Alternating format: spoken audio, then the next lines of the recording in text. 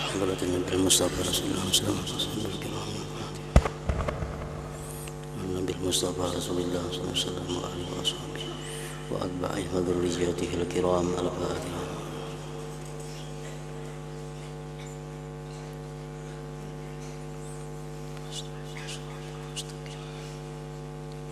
صراط الذين أنعمت عليهم.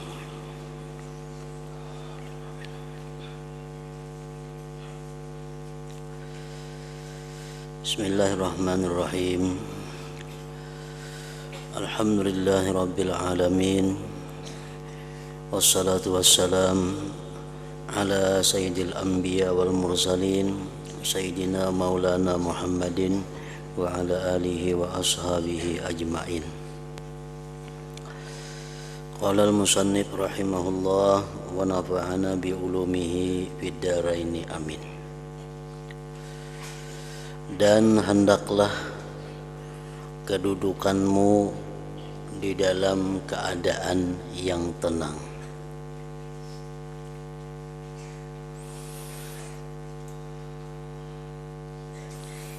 Maksudnya kalau kita ingin mencari tempat, maka carilah tempat yang tenang daripada keributan-keributan.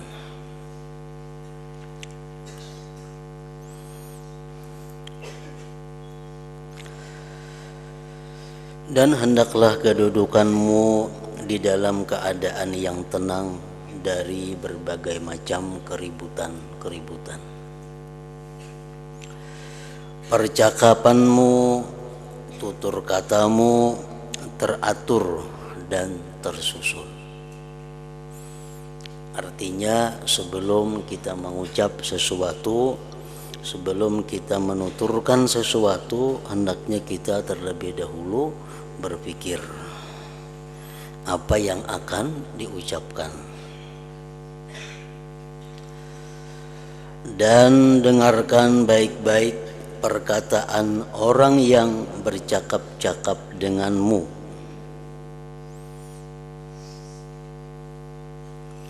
Tanpa terlalu menunjukkan keherananmu yang bersangatan.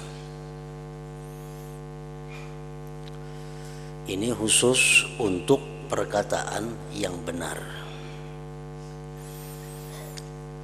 Nah, apabila perkataan orang itu perkataan yang dosa, seperti perkataan ghibah, maka kita dilarang untuk memperhatikannya, apalagi menunjukkan keheranan kita kepadanya. Nah, perkataan yang benar yang kita dengar, perkataan yang benar yang kita dengar itu hendaknya didengarkan baik-baik tanpa terlalu menunjukkan keherananmu yang bersangatan. Misalnya orang berkisah apa, kisahnya bujur.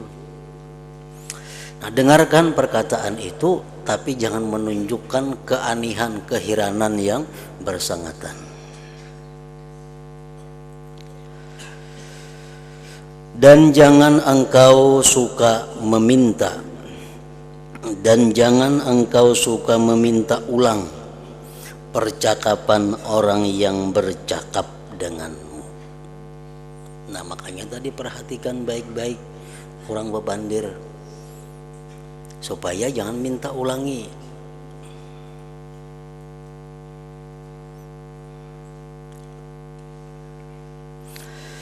Dan berdiamlah daripada bercerita tentang kebanggaanmu terhadap kejayaan anakmu. Jangan berkisah tentang kehebatan anak seorang. Anakku ini, anakku umur sekian sudah hafal ini, anakku umur, itu kada perlu diceritakan. Karena orang yang memuji anak itu secara tidak langsung berarti dia memuji dirinya sendiri. Memuji diri sendiri adalah sesuatu perbuatan yang tercela.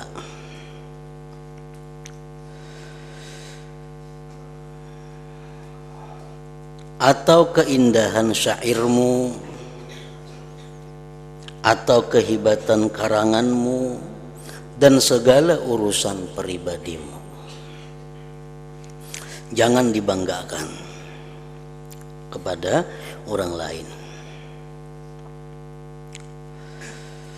Dan jangan engkau suka berhias-hias seperti berhiasnya perempuan. Jadi bebanjiran kayaknya, bepupur, bemake up.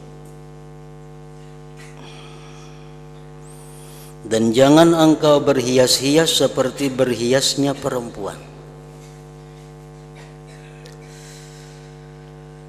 Dan jangan pula engkau berselikih seperti likihnya pakaian seorang hamba. Artinya janganlah engkau serba usang.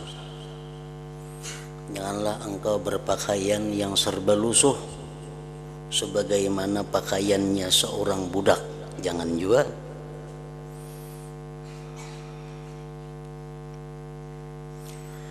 Dan jangan pula engkau terlalu banyak memakai celak mata. Celak mata itu disunatkan tiap-tiap malam. Tapi jangan terlalu tabal kayak bini-bini. Cukup ada celak mata. Dan jangan pula engkau terlalu banyak memakai celak mata atau minyak rambut. Dan jangan engkau terlalu menekan orang dalam menunaikan hajatmu, memaksakan orang untuk menunaikan hajat.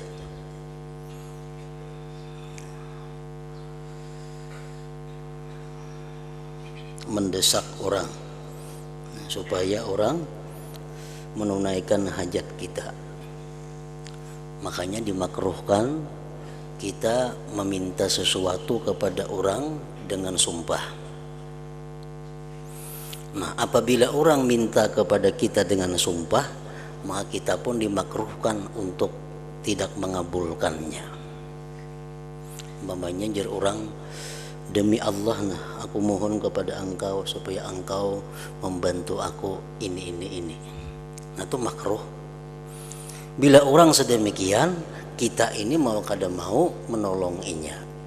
Kalau kita kada menolong, kita makruh. Nah, jangan sampai macam itu, karena meminta dengan sumpah itu sesuatu yang tidak baik.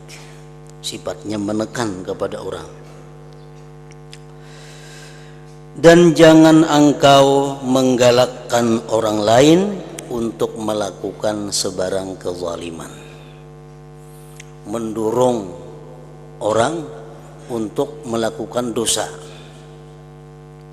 memberi semangat kepada orang memperbuat dosa, mendorong orang berbuat dosa adalah perbuatan dosa juga. Misalnya orang berpakaian yang kada baik, pakaian yang dilarang dalam agama, baik itu dangsanak, baik itu bini, baik itu siapapun, bini-bini misalnya berpakaian yang kada baik menurut agama. Lalu nya bapak dah lawan kita, nah itu baiklah aku memakai ini. Oh baik deh kita. Nah kita termasuk orang yang berdosa karena mendorong sesuatu dosa adalah dosa. Jadi kayak apapun haratnya pakaian, bila itu dilarang dalam agama, amun inya minta nilai kepada kita, baiklah, kada baik itu. Karena jangan sampai kita mendorong inya berbuat satu dosa. Nah, sama halnya orang yang bercerita, orang yang menggibah, orang yang menggunjing. Nah, bila kita serius mendengarkan, nah itu mendorong inya untuk lebih bersemangat menceritakan gibahnya itu. Termasuk menyemangati perbuatan maksiat. Dan jangan pula engkau memberitahu anakmu dan istrimu apakah lagi orang lain akan berapa jumlah uangmu, duitmu.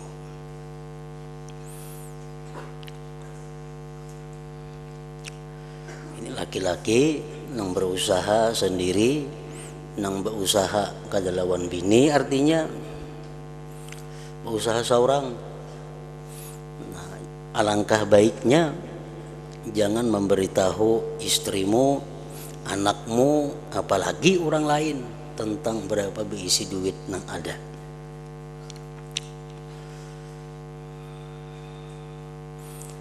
Karena jikalau mereka mengetahui bahwa engkau hanya sedikit, mun orang tahu bahwa kita sedikitannya berisi duit, mereka akan memandang rendah terhadap dirimu.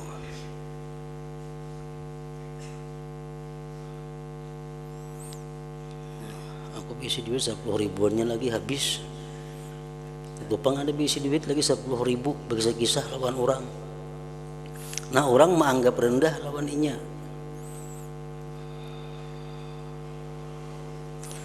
Dan jikalau mereka mengetahui bahwa uangmu itu banyak, nanti mereka tidak akan puas hati dengan pemberianmu. Mun kita berkisah-kisah lawan orang, aku duit saem bisi duit. Sekali memberi orang 5.000, nah orang jadi kada puas dengan pemberian kita.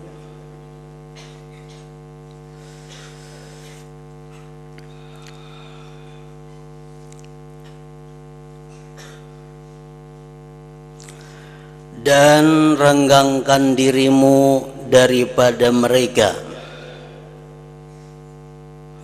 dan renggangkan dirimu daripada mereka.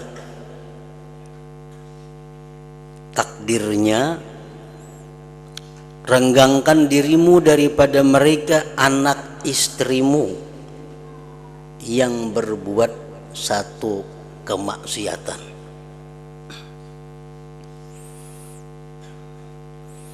Dan renggangkan dirimu daripada mereka anak istrimu yang berbuat satu kesalahan.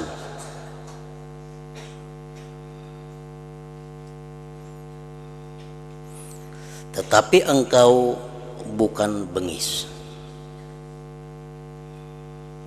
Kalau kita melihat anak istri yang sudah dinasihati tapi tetap melakukan satu kemaksiatan, maka janganlah akrab dengan mereka itu. Dan lemah lembut terhadap mereka apabila mereka dalam kebaikan, takdirnya. Dan lemah lembut terhadap mereka, tetapi engkau sebenarnya bukan lemah.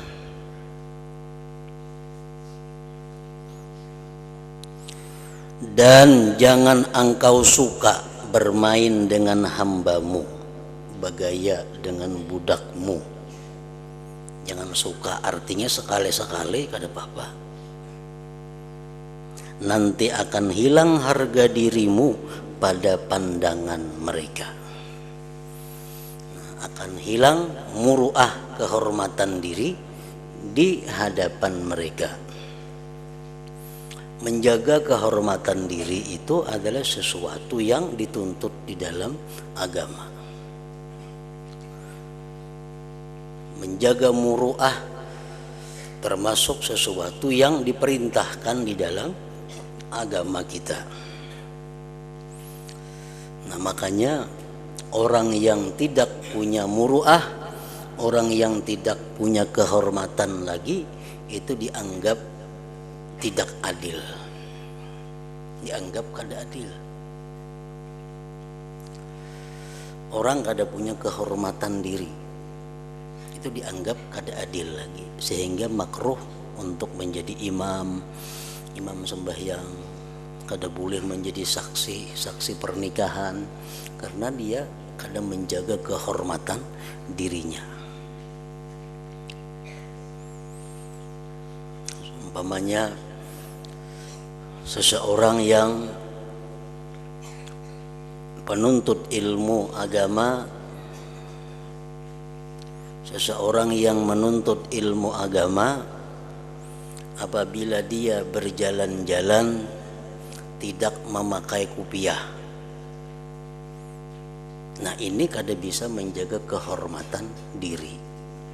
Orang itu kada muruah ngarannya. Kada muruah, kada kawa disebut adil. Orang nang kada jadi ulama, orang nang kada jadi tuan guru, tapi inya pakaian kayak pakaian tuan guru, ini orang kada bisa menjaga kehormatan diri, kada adil juga jadinya. Misalnya di kampung kita, di negeri kita itu sudah kebiasaan kalau tuan guru itu bebulang, tuan guru itu bagamis, bejubah, besurban, itu sudah khas untuk orang-orang yang disebut ulama. Ada nang kada ulama, bebulang juga, bejubah juga kasih tu kamari. Amun sembahyang tuh bebulang tuh dituntut, baik ulama atau kada ulama disunatakan bebulang kalau sembahyang. Tapi kalau di luar sembahyang, misalnya menghadiri apa, itu nang bebulang itu di kampung kita ini, di negeri kita ini adalah orang-orang yang ulama. Kalau ada orang nang kada ulama memakai pakaian khas ulama, itu ngarannya kada bisa menjaga kehormatan dirinya, kada muruah. Nah sebaliknya kayak itu juga ulama. Apabila ulama ini berpakaian pakaian yang bukan ulama, sehingga menghilangkan identitas dirinya, maka si ulama itu kada bisa menjaga kehormatan dirinya. Macam di negeri Arab itu ada surban. Surban ini biasa dipakai oleh ulama, surban ini biasa dipakai oleh supir. Nah seorang supir kada boleh memakai surbannya ulama, seorang ulama pun kada boleh memakai surbannya yang khusus untuk supir, karena itu menghilangkan muruah kehormatan dirinya.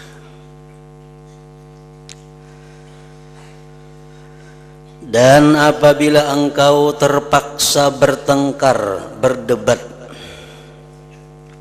dengan orang lain,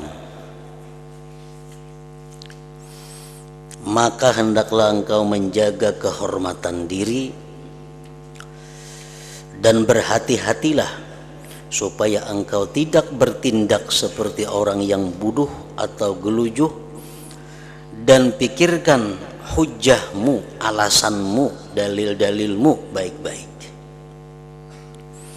Dan jangan engkau banyak mengisyaratkan dengan tanganmu, dan jangan engkau banyak menoleh ke belakang, dan jangan engkau duduk di atas kedua lututmu. Dan apabila telah hilang marahmu, maka bercakaplah baik-baik. Berdebat itu sesuatu perbuatan yang tidak disukai oleh agama. Berdebat nang benar, apalagi berdebat nang kada urusan agama.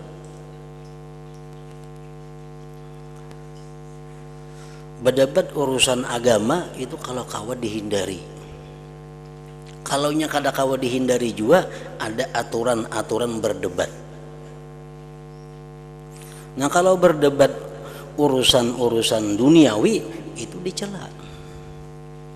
Bertengkar urusan-urusan duniawi.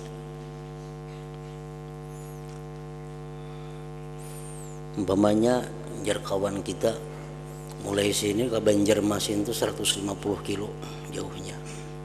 Bah salahnya kita 160 nang bujur.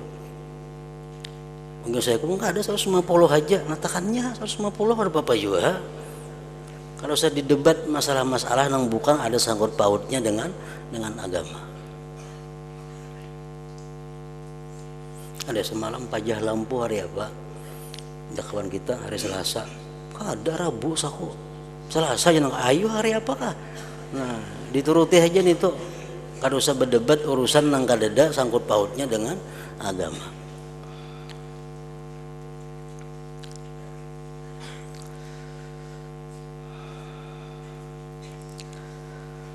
Dan apabila sultan mendekatimu, raja, kepala kampung, kepala negeri, kepala kabupaten mendekatimu, maka anggaplah dirimu seakan-akan berada di atas mata pedang yang sangat tajam. Artinya hati-hati.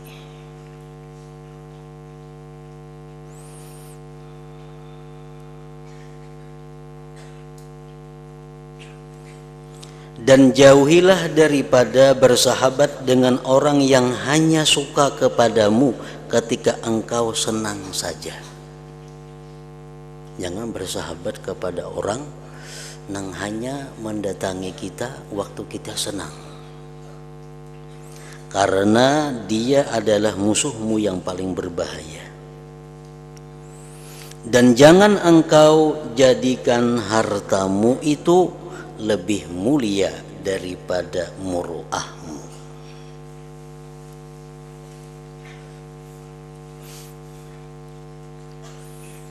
Jangan kau jadikan hartamu itu lebih mulia daripada muruahmu.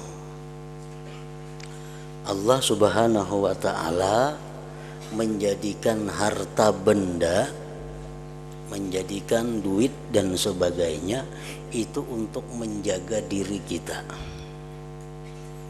untuk menjaga pribadi kita, supaya kita bisa nyaman, supaya kita bisa sihat, supaya kita bisa terhormat. Allah jadikan duit, nah, Allah jadikan harta benda. Harta benda dijadikan oleh Allah untuk menjaga diri, karena diri lebih mulia daripada harta benda. Nang mulia tentu dijaga. Nah, jangan sampai sebaliknya. Jangan sampai diri kita yang mulia itu menjaga, memelihara harta bendamu. Nah, ini terpaling. Dan ini bisa merusak muruah seseorang, yang mengakibatkan seseorang itu kadakawa lagi dipadahkan adil.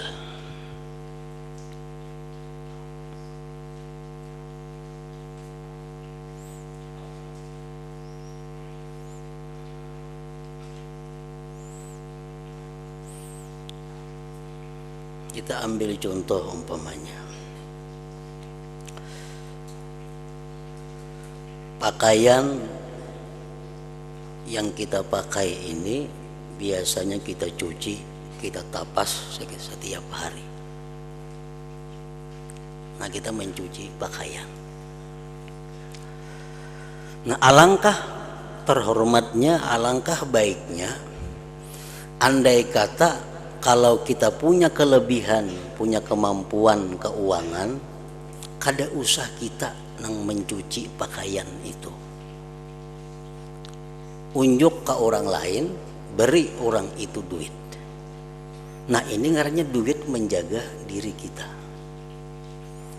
Kita terpuji, kita dimuliakan apabila kita melapahkan diri kita ini untuk ibadah. Terpuji. Kita membaca Quran sampai lapah, kita sembahyang sampai lapah, kita membantu orang lain sampai lapah, itu terpuji. Tapi kalau kita menyikat rumah sampai lapah, itu kan ada terpuji. Kalau kita ada duit, nah duit ini menjaga diri. Jangan sampai diri kita ini lapah kepada hal-hal yang bukan bermanfaat di akhirat. Nah, itu gunanya Allah menciptakan harta benda ini.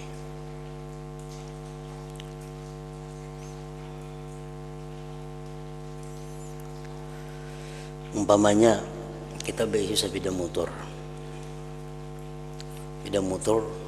dipakai rigat, duit banyak diisi, 30 juta bisa duit, sepeda motor rigat. Nah, kalau kita membasuh saurang sepeda motor itu, kita ngarannya mengorbankan diri kita untuk harta benda, mengorbankan diri kita untuk harta benda. Banyak lagi tukang basuh sepeda motor tuh banyak di mana-mana ada. Basuhakan sepeda motor lawan orang unjuki duit.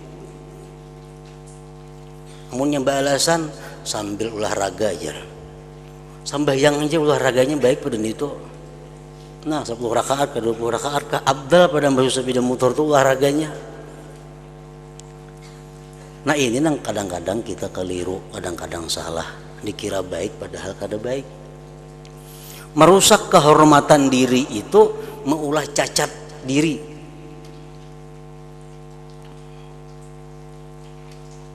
Duit dicipta Allah untuk menjaga diri supaya jangan lapah untuk hal-hal yang duniawi. Lapah untuk ukhrawi dituntut bagus, tapi kalau lapah untuk dunia itu kada disuruh kita. Dijadikan duit penggantinya.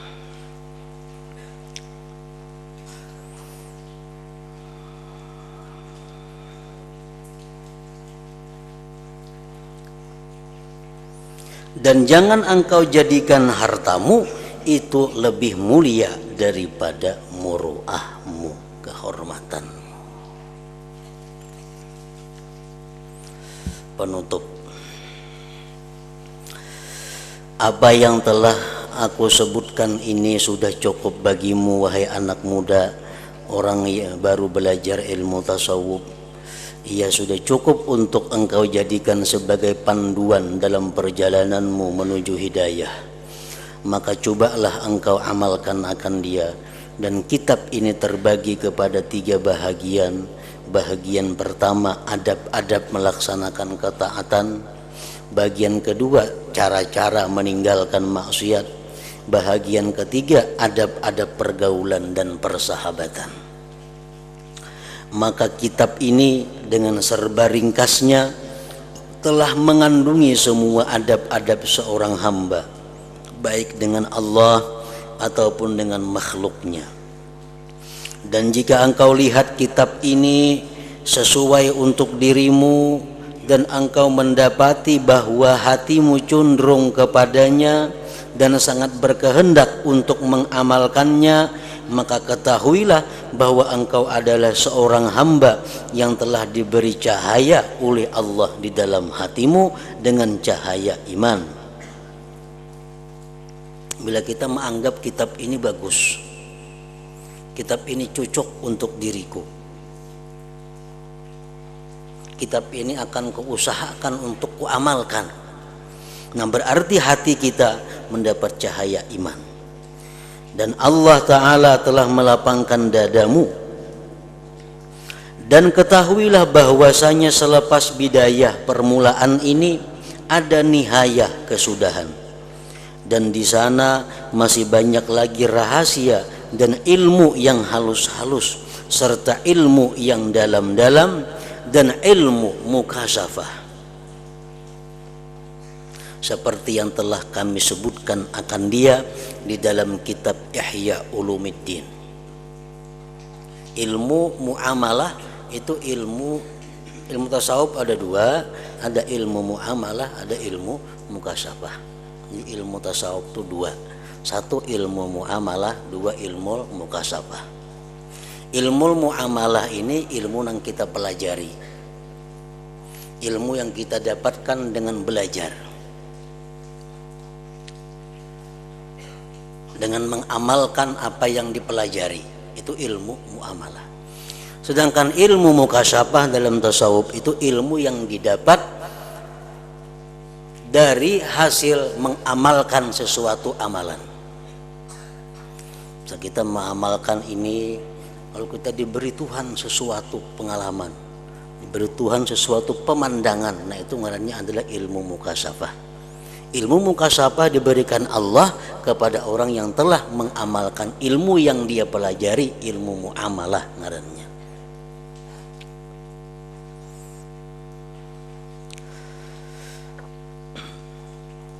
Tetapi seandainya engkau mendapati dirimu merasa berat melaksanakan segala amalan yang disebutkan di dalam kitab ini, wah sulit banget kitab ini mengamalkannya, dan engkau tidak mau mencari ilmu yang dapat membersihkan jiwamu dan engkau berkata di dalam hatimu, apakah faedahnya aku belajar ilmu ini, ilmu tasawuf, terutama bila aku hendak duduk bersama dengan para ulama?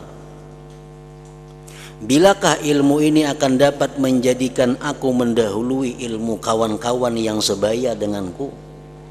Dan bagaimana ilmu ini akan mengangkat pangkatku di majelis menteri-menteri dan orang-orang kenamaan, sehingga aku mendapatkan pemberian gaji dan kedudukan dalam mentadbirkan, dalam mengatur harta wakaf dan memperolehi pangkat sebagai qadhi?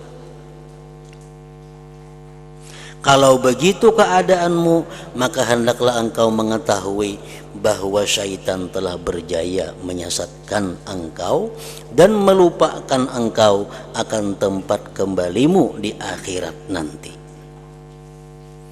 Kalau kita berpendapat, mah kitab ini ngalih banget nama amalakannya, nah berarti kita sudah dikuasai oleh syaitan.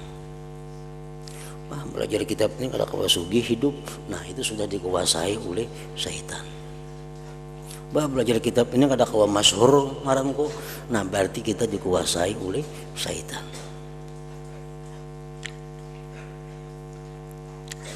Maka carilah olehmu syaitan, cari syaitan yang seumpama denganmu, yang dapat mengajarkan apa-apa yang engkau sangkakan bahwa ia dapat memberi manfaat akan dikau di negeri dunia ini, dan dapat menyampaikan akan dikau kepada apa-apa yang engkau cita-citakan.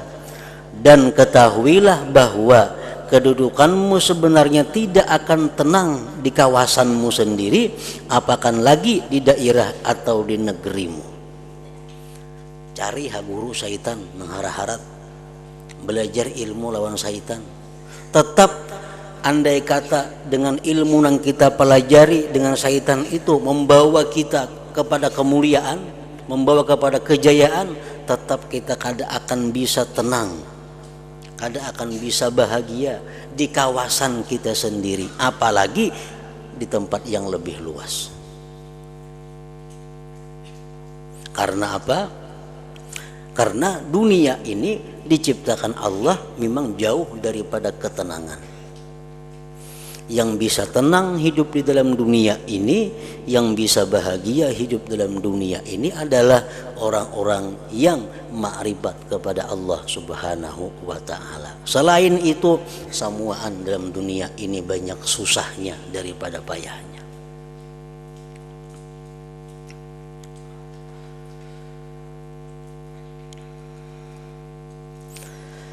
Kemudian dengan sebab engkau mengutamakan untuk mendapat kesenangan dunia, akan terluput daripadamu kerajaan yang kekal abadi di negeri akhirat di sisi Tuhan sekalian alam.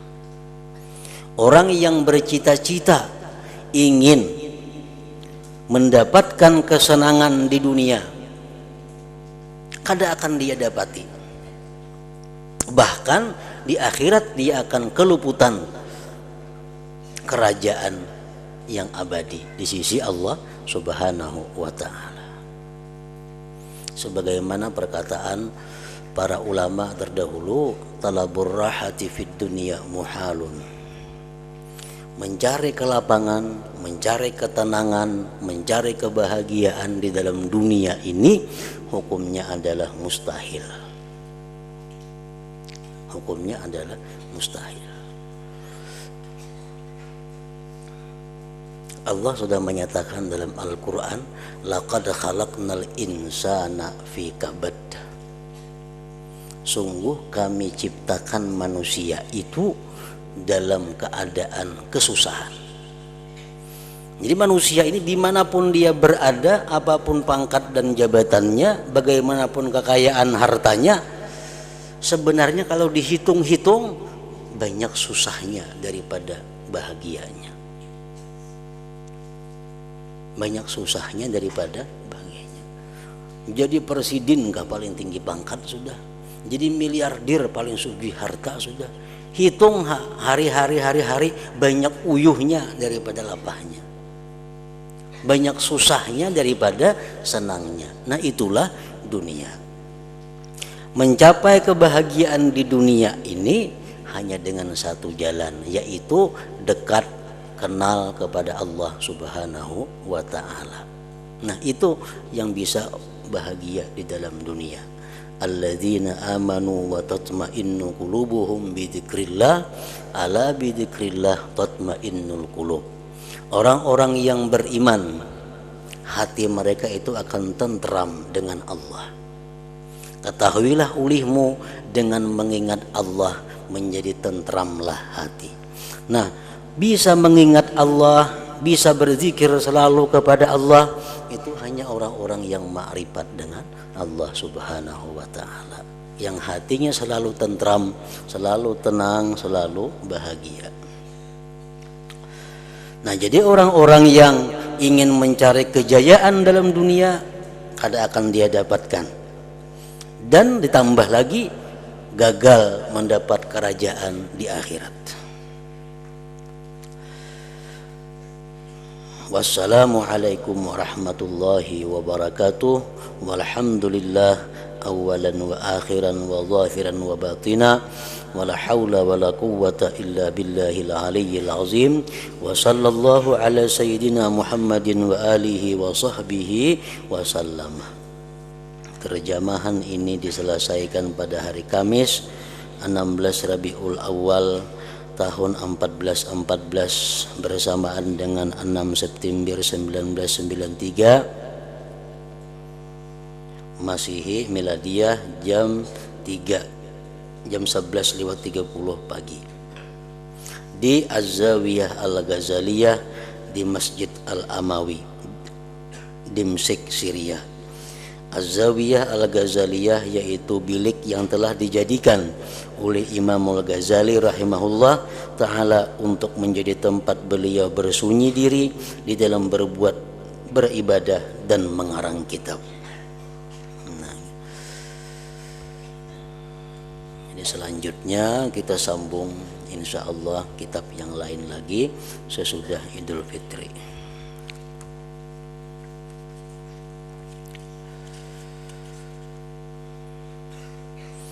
Hadratin Nabi sallallahu alaihi wasallam. Al-Fatihah. Iyyaka na'budu wa iyyaka nasta'in. Ihdinas siratal mustaqim. Bismillahirrahmanirrahim. Alhamdulillahi rabbil alamin. Allahumma salli wa sallim wa barik ala sayyidina Muhammad wa alihi wa sahbihi ajma'in. Allahumma ighfir lana ma akhta'na wa ma ta'ammadna wa ma asrarna wa ma a'lanna wa ma anta alam bihi min antal muqaddim wa antal muakhir la ilaha illa anta. Allahumma anfa'na bima 'allamtana wa 'allimna ma yanfa'una wa zidna fahman wa ilman wa amalan wa hudan wa taufiqan bi rahmatika ya arhamar rahimin. Sallallahu alaihi sayyidina Muhammad wa alihi wa sallam.